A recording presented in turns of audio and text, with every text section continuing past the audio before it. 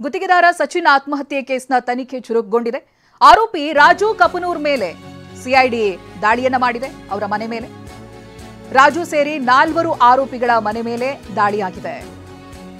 Raju ಕಪನೂರ್ industrial ಏರಿಯಾದ ನಿವಾಸ, ಇಲ್ಲಿ CID ದಾಳಿಯನ್ನ ನಡೆಸಿದ್ದಾರೆ. ಗೋರಖ್ನಾಥ್, ರಾಮನಗೌಡ, ನಂದಕುಮಾರ್ 4 ಆರೋಪಿಗಳ ಮನೆಯಲ್ಲಿ ಇದೀಗ ಸಿಐಡಿ ಶೋಧವನ್ನು ನಡೆಸಿದೆ. ಇಬ್ಬರು ಡಿವೈಎಸ್ಪಿ, ಇನ್ಸ್ಪೆಕ್ಟರ್, 40 ಸಿಬ್ಬಂದಿ ದಾಳಿಯನ್ನ ಮಾಡಿದ್ದಾರೆ. ಕಲಬುರಗಿಯಲ್ಲಿರುವಂತಹ ಆರೋಪಿಗಳ ನಿವಾಸದಲ್ಲಿ ಇದೀಗ ಶೋಧ ಕಾರ್ಯವನ್ನ ಮುಂದುವರೆಸಿದ್ದಾರೆ.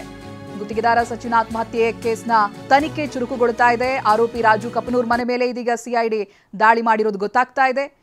ರಾಜು ಸೇರಿದಂತೆ 4 ಆರೋಪಿಗಳ ಮನೆ ಮೇಲೆ ದಾಳಿಯನ್ನ ಮಾಡಿದ್ದಾರೆ. ಈತನ ಮನೆ ಇಂಡಸ್ಟ್ರಿಯಲ್ ಏರಿಯಾದಲ್ಲಿದೆ.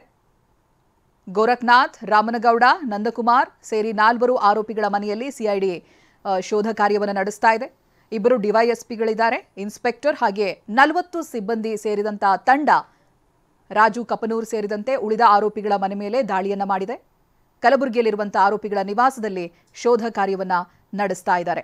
ಈ ಬಗ್ಗೆ ಡೀಟೇಲ್ಸ್ ಅನ್ನು ಪಡೆದುಕೊಳ್ತಾ ಹೋಗ್ತೀನಿ. ಪ್ರತಿನಿಧಿ ದತ್ತಾತ್ರೇಯ ಪಾಟೀಲ್ ಫೋನ್ ಸಂಪರ್ಕದಲ್ಲಿದ್ದಾರೆ.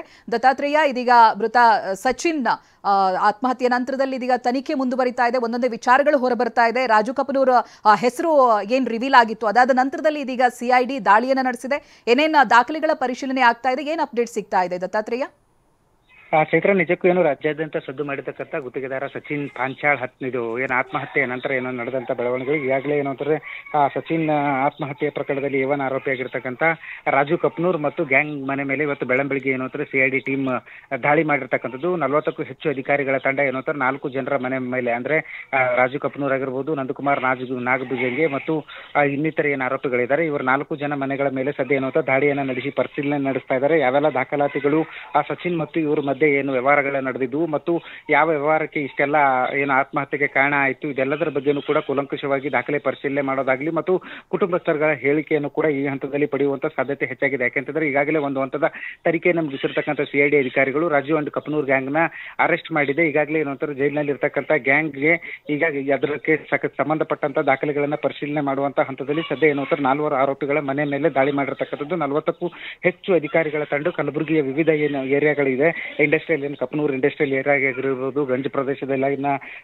ನಂದಕುಮಾರ್ ಮನೆ ಆಗಿರ್ಬೋದು, ಇವರೆಲ್ಲರ ಮನೆಗಳ ಮೇಲೆ ಏನಂತಾರೆ ಬೆಳಂಬೆಳಿಗ್ಗೆ ದಾಳಿಯನ್ನ ಮಾಡಿ ಸದ್ಯ ಏನಂತಾರೆ ಪರಿಶೀಲನೆ ನಡೆಸ್ತಾ ಇರುವಂತದ್ದು. Chaitra, okay, thank you Dattatreya Patil. ನೀವು ಗಮನಿಸ್ತಾ ಇರೋದು ನೇರ ದೃಶ್ಯ. ರಾಜು ಕಪನೂರ್ ಮನೆ ಮೇಲೆ ಸಿಐಡಿ ದಾಳಿಯನ್ನ ಮಾಡಿದಂತ ಸಂದರ್ಭ ನೀವು ಗಮನಿಸ್ತಾ ಇದ್ದೀರಾ. ಮನೆ ಒಳಗಡೆ ಪ್ರವೇಶವನ್ನ ಮಾಡ್ತಾ ಇದ್ದಾರೆ, ಜೊತೆಗೆ ಅಲ್ಲಿರುವಂತಹ ದಾಖಲೆಗಳ ಪರಿಶೀಲನೆ ಮಾಡ್ತಾ ಇದ್ದಾರೆ. ಇದು ಅಲ್ಲಿಯ ನೇರ ದೃಶ್ಯಗಳನ್ನ ಗಮನಿಸ್ತಾ ಇದ್ದೀರಾ. ಮೃತ ಗುತ್ತಿಗೆದಾರ ಸಚಿನ್ ಆತ್ಮಹತ್ಯೆಯ ಕೇಸ್ನ ತನಿಖೆ ಚುರುಕುಗೊಳ್ಳುತ್ತಾ ಇದೆ. ರಾಜು ಕಪನೂರ್ ಮನೆ ಮೇಲೆ ಸಿಐಡಿ ದಾಳಿಯನ್ನ ಮಾಡಿರುವಂತಹ ದೃಶ್ಯಗಳಿದು. ಕಲಬುರಗಿಯ ನೇರ ದೃಶ್ಯ. ಸಿಐಡಿ ಅಧಿಕಾರಿಗಳು ಇದಾಗಲೇ ಮನೆ ಒಳಗಡೆ ಪ್ರವೇಶವನ್ನ ಪಡೆದಿದ್ದಾರೆ, ಜೊತೆಗೆ ಅಲ್ಲಿ ದಾಖಲೆಗಳ ಪರಿಶೀಲನೆ ಮಾಡ್ತಾ ಇದ್ದಾರೆ.